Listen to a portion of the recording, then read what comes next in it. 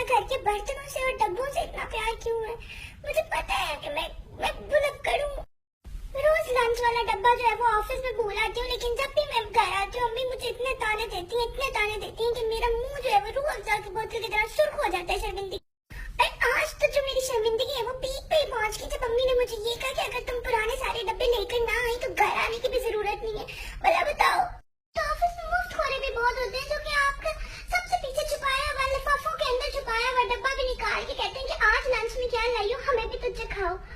और उसके साथ साथ एहसान फरामोश भी इतने होते हैं कि हमारा खाना खाई जाते हैं और साथ साथ अपने खाने की तारीफ करी जाते हैं, लेकिन कभी लेके नहीं आते।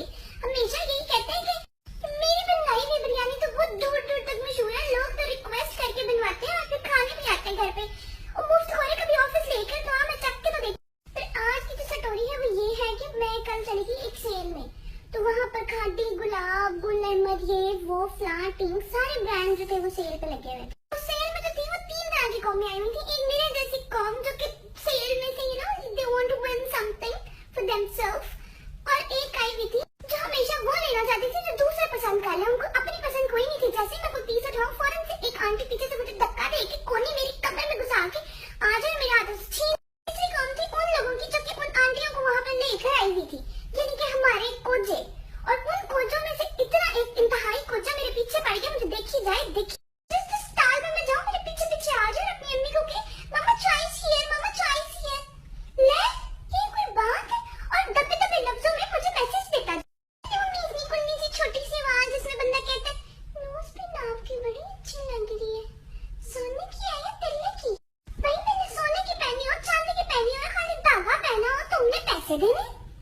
और ये वाली स्टोरी तो थी, ये साथ साथ चल रही थी। मैं भी वैसे उसको थोड़ा थोड़ा ऐसे ही निगाहों से देख रही थी। मम्मी का दिल करता ही है अगर कोई आपको लाइन करा रहा हो तो देखना तो बनता है कि बुरा न मान। अचानक से जो है वो उनकी और हैप्पी आवर शुरू हो गए। हैप्पी आवर में आपको पता ही होगा कि पैसे और नीचे गिर जाते हैं, तो ओ माय गॉड क्या रश लगाया हमारी आंटियों, एक दूसरे के ऊपर, तीसरा दूसरे के ऊपर, चौथा पांचवे के ऊपर। और वहाँ के शॉपकीपर की तो लग गई लॉटरी।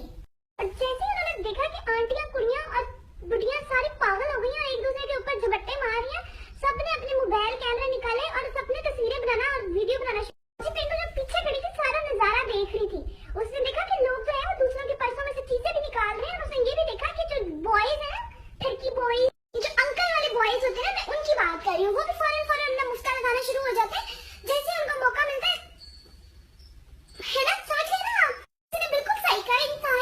इंसान जो है वो कभी बहुत ही दानिशवरा बातें कर जाता है, जिसने भी कहा कि ठरक और सरक आपको कहीं पे भी ले जाती है, तो बिल्कुल इन अंकल्स को हमारी लॉन की सेलों में ले आता है और जहाँ पे हम जाके जो है वो मोलेस्टेड हो जाते हैं। तो हाथ में कोई एक चाची का पीस आता है, ना ही पर्स में पैसे बचते हैं, ना ही हम कुछ खरीदने जोगे होते हैं, और जो उठा के लेकर आते हैं उनमें 100 नुक्स निकलते हैं घर में आके।